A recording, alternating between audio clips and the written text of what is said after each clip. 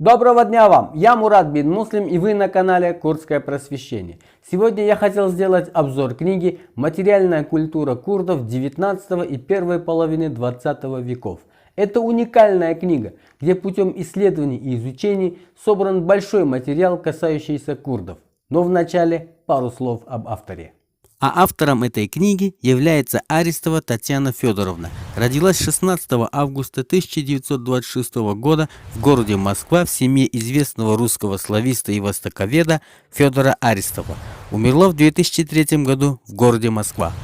Татьяна Федоровна является советским, российским востоковедом, этнологом, курдологом, доктором исторических наук, научным сотрудником Института этнографии АН СССР, специалистом по этнографии народов Ближнего Востока и Закавказья и этнографии курдов.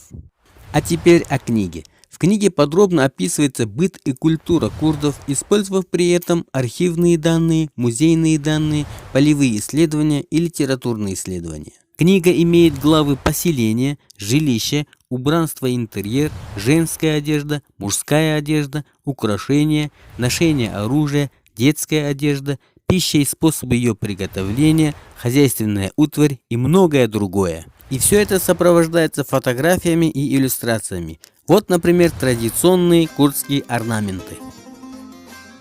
А это орнамент на медном подносе. А вот так выглядят женские украшения. А это орнаменты на седлах.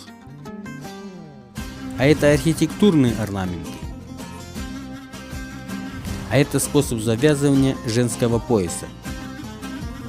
Так выглядит колыбель.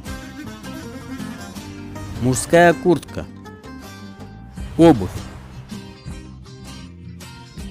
Ручная мельница и многое-многое другое.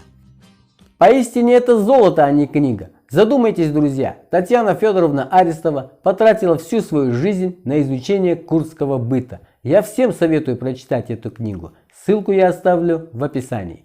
Друзья, читайте, просвещайтесь, мы работаем для вас. Подписывайтесь на наш канал, ставьте лайки, пишите комментарии и ждите новых выпусков. До встречи!